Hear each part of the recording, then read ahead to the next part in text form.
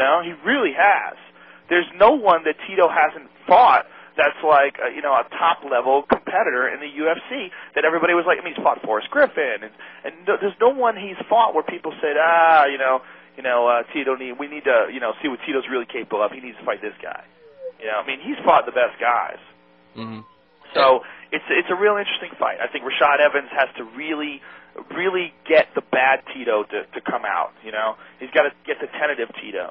You know, because if he's in front of the confident Tito, and confident Tito starts taking him down and getting on top of him and landing those elbows, and God forbid he opens up a cut or something, you know, it could be pretty crazy. But then again, Rashad's a real fucking warrior, you know, and Rashad is he really has a hunger to succeed in this sport, and he knows this is a tremendous opportunity, and he's a winner. Rashad Evans is the type of dude that knows how to win. You know, and we could just see Rashad Evans just really come out of his shell and just shine and see the best Rashad Evans we've ever seen. I mean, that's very possible too. Mm-hmm. I think it's a good fight, though. I think it's a very intriguing fight. I think it's an excellently matched fight. Mm-hmm. Let's go back to the phones. Edson from Anaheim. You're on with Joe Rogan. Hey Joe, how you doing? What's up, dude? I just want to first of all, I love your commentary on dimethyltryptamine. That shit is awesome. Oh, thanks. And second of all, I just wanted to know what your thoughts were on Fedor and the UFC and what's going on with Fedor taking the fight so long and all that. Yeah, well, first of all, I think Fedor is, in my opinion, he's the most effective, interesting, devastating heavyweight ever. I mean, I think Fedor he's such an unusual guy. He's super intelligent. He's calm as a fucking a still lake.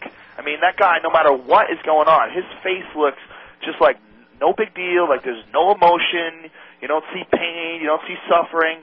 You know, you don't see anger. He's a very, very intriguing dude. And, you know, so devastating. You know, the fights with Minotauro, the fights with Krokop. I mean, one of the craziest things about his fight with Krokop is that he was, like, walking Krokop down. You know, Krokop is this vicious fucking striker, and he's walking him down. You know, he's like standing in the middle of the ring and chasing him down, and Krokop's backing away from him. I mean, he's an incredible dude. You know, having him in the UFC would be very, very interesting. You know, I think that guy can make some huge waves. He's so technical, too. You know, on the ground, I mean, that guy pulls arm bars out of the craziest places. His hips are so mobile. For a big heavyweight, he moves like a middleweight. I mean, he's a really, really unusual human being. Joe, if he doesn't end up in the UFC, and right now the bulk of the top heavyweights in the sport are now in the UFC, which is, you know, a big shift from a year and a half ago. But if he does decide to go somewhere else, Bodog, for instance, and really doesn't face top competition, I mean, what do you think that says about him as a fighter? You know, do guys have an obligation to take as much money as possible right now, or does he need to live up and fight the top fighters in the sport? Well, I can't speak for his situation because I don't know, you know, how they do it in Russia, but from what I understand, he has like a whole management team that makes all of his decisions. You know, and that, you know, you have to negotiate with the management team, and that you can't just get directly to Fedor. You know, they have some sort of unusual contract. Wink, wink, nudge, nudge. You know, I don't know what it is, but what I think is, you know, it would be a huge loss to the MMA community if we didn't get to see him compete. I mean, how fantastic would it be to see, you know, him against Randy Couture, you know, or him against Gonzaga, if Gonzaga, you know, beats Randy. I mean, just having him in the UFC period would be crazy. We're going to see the first, you know, sort of step towards title unification with Dan Henderson and Quinton Jackson. I don't know if it's been official yet, if Dan's title is on the line, but Quinton will be defending his UFC light heavyweight title. What do you think about that matchup? And, you know, as a fan, is that, you know, mild to moderate, like a dream come true for you? I think it's a great fight. You know, I think really I would like to see, I think Dan Henderson versus Anderson Silva would be the shit. And that would be, to me, the best fight. First of all, because I think Dan is, even though Dan is very effective competing at light heavyweight, just because he's so fucking tough, you know, I think his optimum weight is 185, and I think his style is like the perfect style to go against Anderson Silva's style. You know, I think that would be a really, really interesting fight. But him against Quinton is a very interesting fight, too, especially when you look at Matt Lindland versus Quinton. I mean, Matt Lindland was all over Quinton and had him in a lot of trouble, had him in some really bad positions, and just out of superior wrestling. And Dan Henderson has probably the best clinch game in all of MMA, so the strategy will be very clear. Dan Henderson's got big power. He's not afraid to stand and bang with people. But I think he would want to get this fight in the clinch and take Quinton down and try to ground a pound of victory. Woody from Gainesville, Florida, you're on with Joe Rogan. Hey, Joe. What's up, man? Hey, I wanted to ask a question and also mention I think you're a great asset to the UFC. I think your commentary is fantastic. It's very intelligent and knowledgeable, but you show a lot of passion for the sport, and I really appreciate that. Thank you, man. Thank you. The question is, I go on these on the Underground forum, and I go on the Sherdog forum, and I see you posting there a lot, which I think is really cool that you're still involved with the fans, and you've never come across as being holier than thou or better than anybody.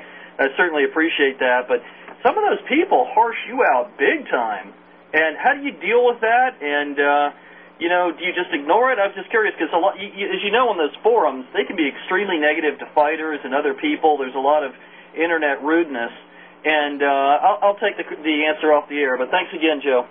No problem.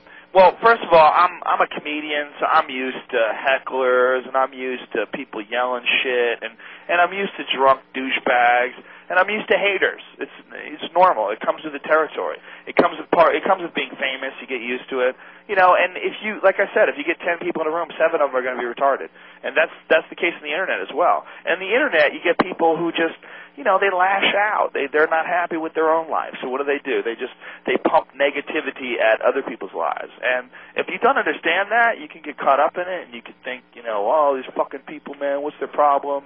But really, you just have to look at it. You got to feel bad for them. Someone is out there just shitting on people and talking crap about people all the time and not doing it with humor, trying to poke a joke because that's funny. I mean, if someone makes fun of me and it's funny, I'll laugh. I think it's funny. If you can't laugh at yourself, you're missing out on a whole lot of laughs.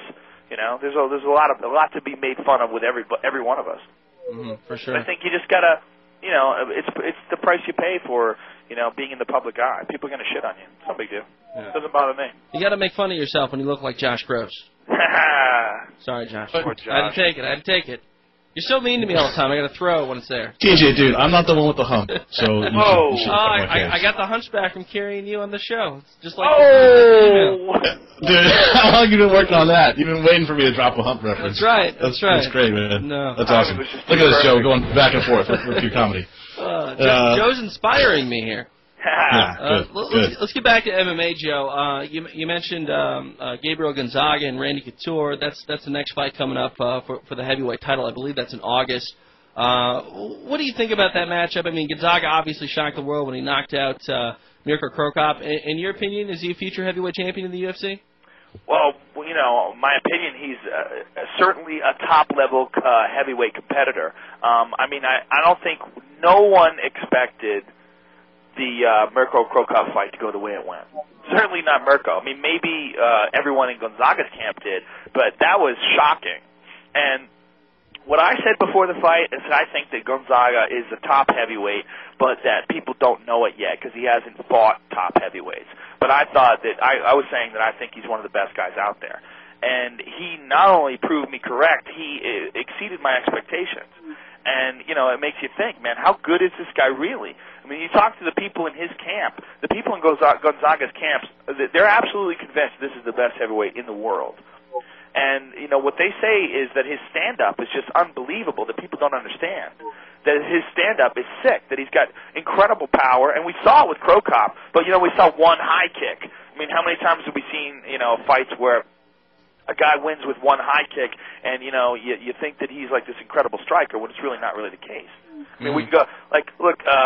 If you just took a highlight reel of if you just had one fight with Chris Brennan, that Chris Brennan fight when he fought Antonio McKee and knocked him out with that crazy high kick. Yep. You would say, "Damn, Chris Brennan is this lethal striker," but really he's a grappler.